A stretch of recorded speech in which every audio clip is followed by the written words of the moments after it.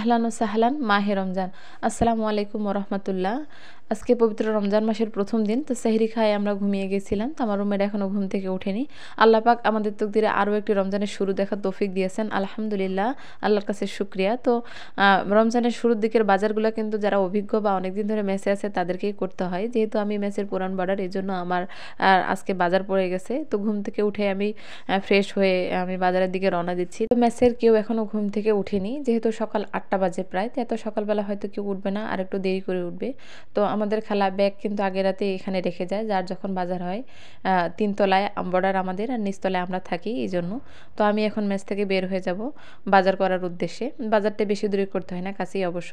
তো এই গলিটা আমাদের, এখানে কিন্তু যত ম্যাচ দেখতে পাচ্ছেন সবগুলোই মেয়েদের ম্যাচ। এটা আলহামদুলিল্লাহ খুব ভালো লাগে। তো এটাই আমাদের ম্যাচ।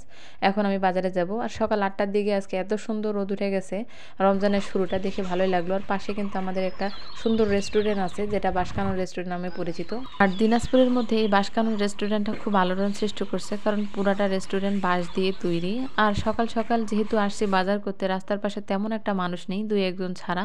তো আমরা এই সামনের দোকানটাতেই বাজার করি। মামি দোকানটাতে ঝাড়ুঝাঁটা দিয়ে দিচ্ছিলেন সকালবেলা যেহেতু। আর মামা কিন্তু বাহাদুর বাজার থেকে সব বাজার করে আনেন। এইখানে আমরা প্রয়োজনীয় সব কিছুই পেয়ে যাই, মাছ, মাংস, ডিম, তরি তরকারি, শুকনা যত কিছু আর কি খাবার দাবার সব পেয়ে যাই। তো এখনও মামা আসেননি, গত দিনে যা বাজার ছিল ওগুলাই এখানে ছিল।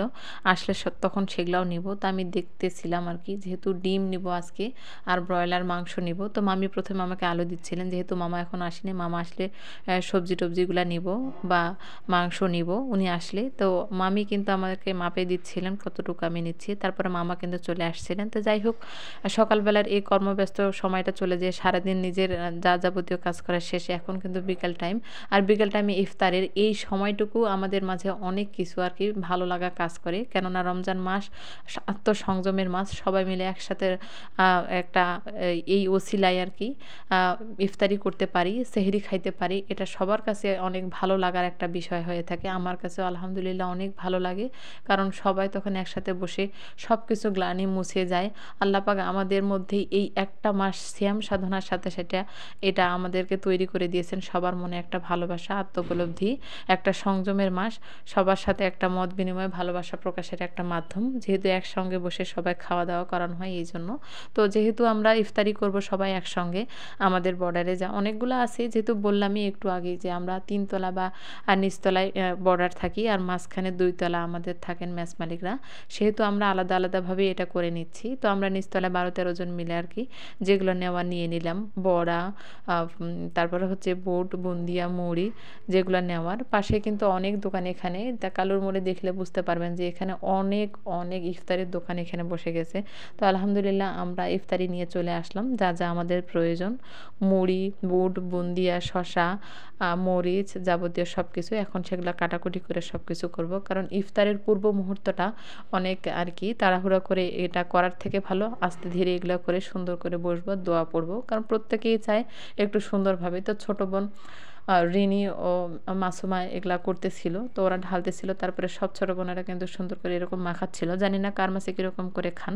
তো যাই হোক, কে কে আমার ভিডিও দেখতেছেন অবশ্যই তারা কমেন্ট করবেন, কে কে প্রথম দিনের কেমন করে দিন কাটলো, কেমন করে ইফতারি করলেন, সবাই মিলে করলেন কি একাকী করলেন, অবশ্যই এটা জানাবেন কমেন্ট করে। আর এভাবে আমরা যেমন করে খাচ্ছি সবাই মিলে, এরকম খাইলে আপনাদের কাছে কেমন লাগে বা এই বিষয়টাকে কেমন করে দেখেন জানাবেন। আর সবাইকে পবিত্র মাহে রমজানের শুভেচ্ছা। পুরো মাস সবাইকে রোজা রাখার তৌফিক দিন আল্লাহ পাক। এই দোয়া সবার জন্য, আমাদের জন্য দোয়া করবেন। তো আমরা সব কিছু ঢেলে নিচ্ছিলাম, এখানে চানাচুরও দিচ্ছিলাম, কারণ যত বেশি থাকবে, যত কিছু দিব আর কি ইফতারের মধ্যে, সেটা মজা বেশি হয়। একাকি খাওয়ার থেকে যখন সবাই মিলে বসে খাই, তখন সেটার মজাই আলাদা হয়। সবাই মিলে একসাথে বসে ইফতারি করাটার একটা আনন্দ আলাদা এরকমই হয়। তো এখানে আরও খেজুর টেজুর আনা হয়েছিল, তারপরে হচ্ছে বুট বুন্দে সব কিছু আস্তে ধীরে এরকম করে গামলার মধ্যে নেওয়া হচ্ছিল।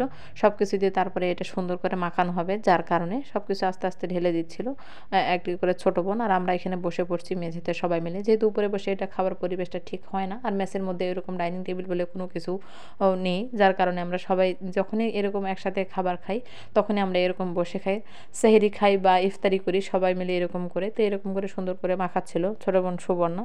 তো আমরা সবাই মিলে তখন বসেছিলাম বা দোয়া পড়তেছিলাম। যেহেতু 12-13 জনের জন্য এটা ইফতারি মাখানো হচ্ছে, তো এই গামলাটাতে একটু ছোটোই হচ্ছে, যার কারণে আরও একটা গামলার মধ্যে কিন্তু দিয়ে দেওয়া হলো যেন সুন্দর করে মাখানো যায়। যার কারণ আমরা একসাথে সব মাখিয়ে সবাই মিলে এরকম করে খাবো, আলাদা আলাদা করে দেওয়ার থেকে ভালো এরকম করে মজারটাই একটা অন্য রকমের হয়ে থাকে। আমাদের রান্না করার খালার জন্য আমরা ইফতারিটা বেঁধে দিচ্ছিলাম একটা কাগজের মধ্যে করে, যেহেতু উনি রান্নার কাজে ব্যস্ত, এখানে আসতে পারতেছিলেন না ডাকার পরে, ওই জন্য ওনাকে দিচ্ছিলাম আর কি মাখানোর পরে। তো আমি দৌড়ে গিয়ে দিয়ে আসলাম, যেহেতু আর 2-4 মিনিট সময় আছে, তো দিয়ে আসে আমি আবার বসে পড়লাম ইফতারি করার জন্য। আলহামদুলিল্লাহ একটি দিন চলে গেল, সুন্দর একটা দিন। আর আজকে খুব সুন্দর একটা ওয়েদার ছিল। আলহামদুলিল্লাহ প্রথম রমজানটা খুব ভালোভাবে চলে গেল, আল্লাহর কাছে শুকরিয়া। একটি রোজা চলে গেল। তো প্রথম দিনের রোজা রমজান কার কীরকমভাবে কাটলো, ব্যস্তময় নাকি খুব ফ্রি সময়ে, তো অবশ্যই কমেন্ট করে সেটা জানাবেন। আর আমার ভিডিও কার কার কাছে ভালো লাগে সেটাও কমেন্ট করে জানাবেন। অবশ্যই একটি লাইক, একটি কমেন্ট এবং সাবস্ক্রাইব করে আমার চ্যানেলের পাশে থাকবেন। আর আমার জন্য একটু দোয়া করবেন বেশি বেশি করে। সবাই ভালো থাকবেন।